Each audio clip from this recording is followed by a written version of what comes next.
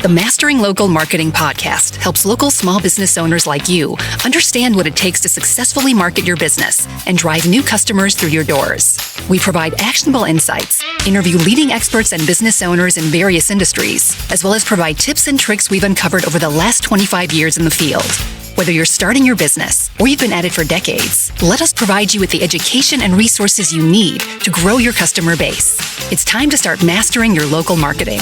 Here's your host, Matt Hansen. This is Matt Hansen with the Mastering Local Marketing podcast, and I am here with Grace Clemens, who is the CEO of SGC Marketing. She has over 14 years experience. Grace specializes in digital marketing audits, bringing a unique perspective to marketing discussions. Her expertise lies in crafting and executing multi-channel marketing strategies that drive revenue and foster meaningful audience engagement. Throughout her career, Grace has been passionate about helping brands maximize their social media and email marketing, focused on the ROI through comprehensive audits and strategic insights. Now, I know most people don't like to hear the word audit, but we're going to talk about the good audits today, not the bad ones. So let's kind of jump into the basics, Grace. First and foremost, tell us a little bit about your company and what you do. Yeah, sure. So I founded SGC Marketing a little over a year ago, but that buildup was about, 5 years in the making. And we do digital marketing audits across all channels. And at the end of that audit, there are actionable insights, which you can take and go develop in-house with your team.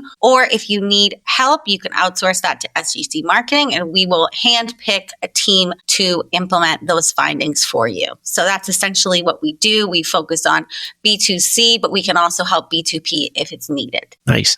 So what exactly is, for those people that don't know, what exactly is a digital audit? Yeah, so it's really digging into the dashboards across every single channel. So if you want one just for social media, then we would look just at your social media websites. However, I always encourage looking at the website traffic so you can cross-reference and find any winning days or winning content. But if it's a multi-channel audit, then you're going to be including email and SMS in that as well. So it's really a deep dive into your brand and its digital footprint across all channels, looking for low-hanging fruit, looking at where you are versus where you want to be, and essentially how you're going to get there. And it's just data-backed insights. So if you have any hypotheses and you've tested them, that audit's going to prove your findings for you. Love it. So what are some of the biggest red flags you see or missed opportunities when you do these audits? Yeah, I mean, it seems so simple, but the biggest one that I always find is the digital footprint aligning it. So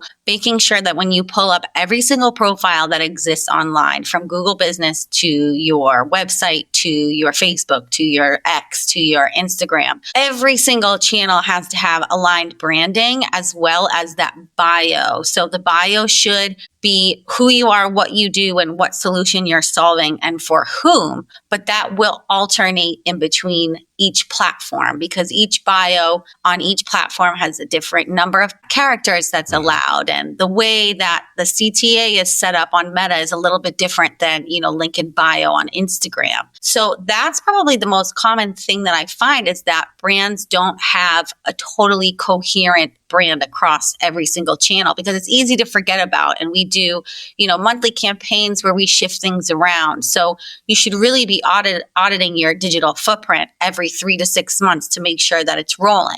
On a more technical side, usually the UTM tracking and the campaign naming is a shortfall that I find for most businesses. So either you're not using UTM tracking at all, and this can be automated in many ways. For social media, it's a little bit more manual, but making sure that you have UTM tracking to make sure you're getting the most organized, accurate data possible.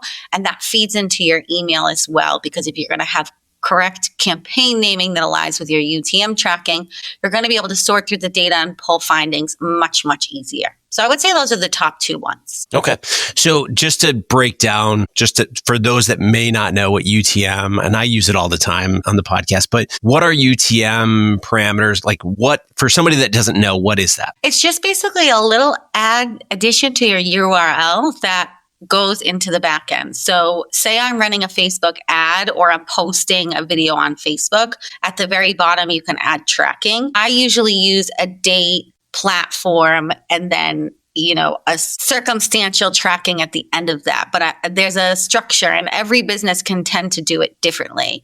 But essentially, it's attaching a specific link to the end of your pre-existing link so you can organize the data. It's pretty techy. So now that I'm even sitting here trying to explain it, it's hard to explain in a simple way. But I guess that's the simplest way to put it, is it's like putting a cookie on the end of your link that tells you exactly where that person came from, what that piece of content was that they were clicking on. Here, we'll make it easy for the listeners. The next time you're online and you see an ad, click on it, and anything past the domain name, you'll see a question mark afterward. And then all of this data that comes after it, that's typically the UTM parameters. So you can kind of see how they're built that way. And I think that's probably the easiest way for people to understand what it is.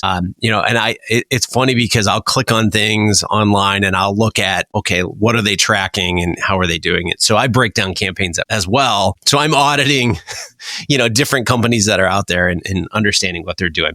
Okay. So once you conduct the digital audit, what's the next step? How do you translate that into, energy, strategy, where they go next? Yeah, so I always like to include the final slide, which is the actionable insights. That's really what you're going to be taking forward of putting into your strategy. I look at doing an audit the same way that I looked at writing my thesis in university. It's really taking all of the data, digging into it, and building a thesis with that, essentially. And if you're a specialist like myself, you always have hypotheses and industry expertise that you guide yourself with. But the data is what solidifies everything. So usually that's why I like to have I usually have a 2 to 3 week lead time for a full audit, depending on the scope and the scale of it. But it's really important, especially as a data analyst, to step away from it, whether or not that's a day or two or just a few hours, to step away from the data and let it marinate, because that's when you usually find the connections. If it's not something that's super obvious. So if it's not super obvious, like your repurposed content, your top 3 posts, that's pretty, obvious. But other certain things, taking a step away and marinating on it, that's when you're really going to find some good stuff. So I look at it as writing a thesis, and those actionable insights are essentially saying, here's what you're going to do next in your strategy, whether that's doubling the amount of reels that you put out or doubling the amount of lives that you go on. So it comes down to really a matter of analysis and putting it all together. I think it's interesting how you say to step away. A lot of people will try and do everything all at once, but in reality, you get so caught up in kind of one focus that I feel like every good marketer will literally step back, relax, start to think about other things, and then come back to it. And you'll see it from a different perspective. So I think that's where you're going with that idea is you're not going to see everything all at once, but you have all of this data, which points you in certain directions, but you may miss one or two little things in there that actually may be really important. So can you share a story or a case study where an audit led to a major turning point for a business? And we could probably share these all day, right? But do you have one in particular? I have several. So I would say a good one to reference would be during my time at Silkred. I was doing weekly, monthly, quarterly audits. And I noticed that Back in Stock was a campaign we hadn't run yet. There were some campaigns that we knew were working, like Most Loved and What's New. And it was my idea to really essentially launch Back in Stock. So I launched it as a test email, and I think we sold 21,000 on that first email alone. So through those figures and through that test, because it does begin at testing if you have a raw idea with no back data to support it.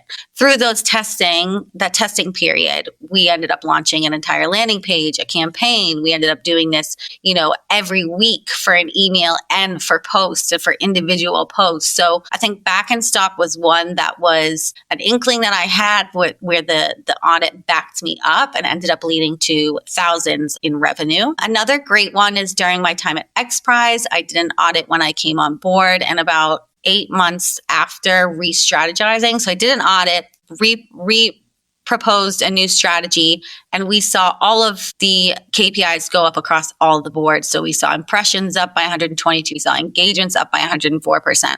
But the 2 channels that I brought back to life were Twitter, or X, and Instagram. Again, this was an inkling I had that Twitter was a place where XPRIZE needed to be. They just stopped using the platform. So I had suggested this after the 8 months, we saw 870% increase in traffic from that channel. And we saw a massive increase in engagement. So that was a win. But then that 870% became infinite because we had been doing that auditing and putting the company where it needed to be in the right place at the right time. When Elon Musk came on board and donated $100 million towards the X-Prize carbon removal, that was the only platform that we were able to engage with him on. And he retweeted our content to 52 million followers. And that audit was the reason that we were there in the right place at the right time. I would say one other example would be for Myova. We tested some colors on Instagram. And when I was doing a back data audit on them, I noticed that these colors were working much better on social media. And I applied those colors to new templates for email marketing. We saw increase in conversions by 80% within the first 6 months and total revenue up by 200%. So audits really, I can't rave about them enough because you can be as good as you want as a marketer or a brander or a web designer, but the data and the audit that's what's going to be subjective. That's what's really going to drive your hypotheses and your industry expertise and really take away that objectivity. Yeah, it's always interesting to me because we talk about audits, but we're thinking about small, medium size in this podcast. I have dealt with Fortune 500 companies on the email side. And when you sit down and you start talking with them about different things, they are guided by certain things, right? So I had one that I worked with, and I'm not going to name names for obvious reasons. They would come back and they'd say, "Oh, well, we made 30,000 today. On Wednesday, they emailed again and they made 40,000. And on Thursday, they emailed again and made 25,000. And it was one giant list and all this other stuff. And the managers were bragging about it. And it's great that they were making this money. But they didn't stop to think about all of the metrics. They didn't audit the entire process. So what we were looking at were the opt-out rates at that point and the lifetime value of a customer. And when we did that, we realized they were burning money and losing money every single time they sent an email. And the person that was in charge at that point put a complete halt on their entire email program until we could do a cadence report and all this other stuff. But it's funny, if you're only playing with half a deck of cards, you're not going to play very well. So an audit allows you to kind of see everything and how it's going to react to, how you're playing the other cards versus the ones that you're not paying attention to. So perfect. I love that. How do you balance the creative side of marketing with the data-driven side when making recommendations? Yeah, that comes down to A/B testing.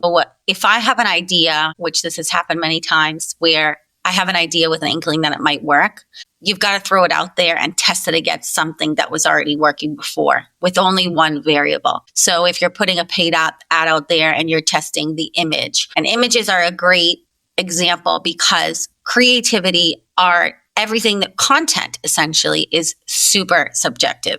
What looks beautiful to me may not to somebody else. So imagery is a great way to test. If you have an idea that an image will do better than another one, test it. Same thing if it comes to the copy. Copy is very hard to measure, but if you have everything exactly the same, except, which I have done this test as well, and, copy B kills it, well, you're going to put more money behind the one that knew won. So this is why I got into auditing, is because I've always been a natural at marketing and creativity and strategy, but it's the audits that really back me up and prove the value as well. I always assume that people's audience is younger on Instagram, but it never ceases to amaze me when I look in the back end and just double check, okay, what's the audience comparison, male to female versus age groups. Instagram always comes out younger, and that's something I've seen time and time again, but it varies, right? It varies the percentage for each company. So that's something, is how you're speaking to people on each platform that by their age and their gender and all that kind of stuff. But that, flows into so much else as well. But I think that's where A/B testing is the best place to start. That's funny because my co-host Jim, that's usually on the show with me, talks about A/B testing all the time. So he's going to love that one. All right. So a lot of small businesses feel overwhelmed by the idea of actually doing an audit. What would you say to someone who's unsure where to start? Yeah. So I know it can be quite intimidating because you have a lot to do and you're a small business, but I think the easiest place to start is looking at your top 3 posts on each channel. I've seen people posting different things, and something that I know is doing well on here, I'm thinking, okay, well, that's doing well on LinkedIn. Why don't we migrate that over to Facebook? Repurposing your top winning posts is the easiest and most cost-effective place to start. So I would say start by just focusing on your top 3 posts on each channel. Then looking at your audience makeup on each channel, as I just discussed. It may surprise you, but knowing the percentages will help you, allow you to shape your tone of voice and how you're speaking on each channel. And then also looking at the peak time of posting. So that's something you can experiment with, but Meta has a great automated peak time of posting where if you just check in with your calendar on Facebook, each week they update that with real-time data on peak time. When's the best time to post? So I feel like top 3 posts, audience makeup, and peak time of posting. And I'll just add one there too. Just pull up all your profiles and make sure that they match and they're consistent in branding and tone of voice. Yeah, we see that a ton, not only in my clients and the people that I work with. Even, I run the digital marketing competition for universities, and the students always start there, and they start to poke holes in all the different social platforms for the client. So it's really interesting to kind of see that every year. It's the number one way that the students go. So, even those that are coming out of school are focused on that as well and doing the audit first and really understanding what's going on. With so many marketing tools and channels available, what metrics matter most when you do a digital audit? Yeah, so it depends what we're auditing. If we're auditing email, then I'm going to look at open rate, click-through rate, obviously revenue as well if it's a B2C. You can keep an eye on unsubscribes as well, but I think open rate, click-through rate, and revenue are your top three KPIs. And then for social media, engagement, average engagement rate, and sessions via social. Obviously, for each platform, the KPIs vary platform to platform, but if you have a centralized scheduling system, they usually can give you an overall average engagement rate. Some people say engagement rate is a vanity metric, but I disagree. I think it's an important metric to show whether or not your content is actually resonating with your audience. And I do think that website traffic and sessions via social in your GA4 should be included on a social media audit, because if you have UTM tracking going on, you can cross-reference things. And sometimes I've found super old content driving traffic. And that's really how you connect the data there. So if you're looking on a more e-commerce revenue focused KPI, then you're going to look at, as you mentioned, lifetime value, whether or not you want to call it LTV or CLV, but that's a super important KPI you should be keeping an eye on, as well as the CAC, the customer acquisition cost. And of course, revenue and conversions are always going to be, the most significant indicators. But when it comes to social, you're looking at a little bit softer metrics like engagement and click-throughs and shares and saves. So those are pretty much the main KPIs in my wheelhouse. Right. So track everything, right? But I think it all comes down to what your objective is, right? Because no audit is the same. I've never done an audit that just has the same exact thing. I've created templates for people that they can use and go off of, but that template always adjusts to a certain extent. And the same goes for your KPIs. So if you're running a campaign that the objective is to subscribe to your email list, then you're not going to be looking at revenue as much as you are to email subscribers. It's funny because I'm currently tracking some old content that is still driving roughly 20 to 2% of all traffic coming over. And it's amazing because it's been out there for a while. It's still generating all of this interest. What a lot of people will say is just set it out again, right? Like make sure that that content is constantly there. We've talked about different content that is really valuable, that doing the audits. We had Summer on probably, I would say 15, 16 episodes ago. And we looked at her content on the podcast. And really we understood there was one post that was generating a ton of traffic, and she is now taken that post and built off of that and pushed it out there even more. And you could see the growth in it. So these are all really, really insightful ways to kind of look at your business and do the audit and take what you're learning from it and actually grow your business by doing just very little here. You're just looking at data that is already there for you to understand. So let's go to our last question. What trends are you watching that would redefine how we think about marketing audits in the next few years? I hate to sound cliche, but I think AI tools are the biggest game changer right now for marketers and knowing how to use those. So anything for tracking automations, I know that Google and MailChimp and a lot of these email marketing platforms like Klaviyo, they have tracking and UTM tracking pretty automated already. But I would like to see that go a step further and seeing how is that AI tool being integrated into social media as well as email. So if there's a way you can set it and forget it for your UTM tracking, just because I know UTM tracking on social does take a significant amount of time, I would love to see that made easier for marketers and making sure that UTM tracking is consistent, because it's very easy for one person in the company to not fully understand it, or, it would be great to see that streamlined a bit more. But I know that the AI tools are developing faster. So I always keep an eye on the dashboards and how they're looking and what data can be pulled automatically. Anything that can be done faster is always a win for audits. I think the actionable insights part you can use AI for some of this stuff, but it's just not going to come out as strong as if it was a human, analyzing it and bringing it all together. So I think AI could be a big support in speeding up the process of audits, but we'll see. We'll see. Yeah, it's, everyone talks about AI and all these different things, and that's great. I think, you mentioned UTM a bunch in this episode, and I think it's great that people start to learn and understand what UTM parameters are. My biggest thing that I have from a client perspective is their UTM structure is all over the place, right? So they will set it up a certain way for 2 months, then they change it to something else, then they get somebody else in there that starts to do it their way. And really, you're looking at it and you're going, where's the plan here? So, you could take this down to a very small level and just audit your UTM parameters that you're using to track. So we could go really big or we can go really small. And I think that's kind of the lesson today is pick something that you can audit and go in, look at it and really understand it. If you want to start with something really small, do that.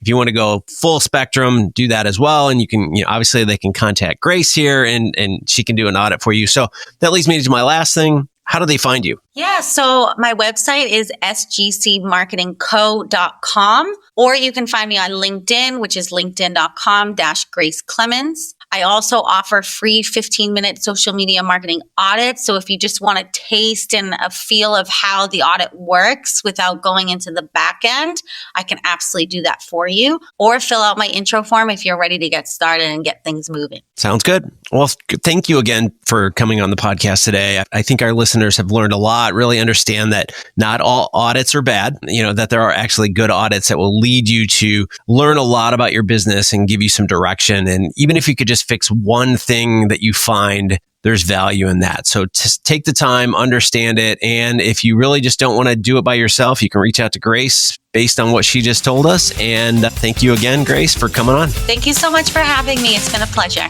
All right. Take care. The Mastering Local Marketing podcast helps local small business owners like you understand what it takes to successfully market your business and drive new customers through your doors. We provide actionable insights, interview leading experts and business owners in various industries, as well as provide tips and tricks we've uncovered over the last 25 years in the field. Whether you're starting your business or you've been at it for decades, let us provide you with the education and resources you need to grow your customer base. It's time to start mastering your local marketing.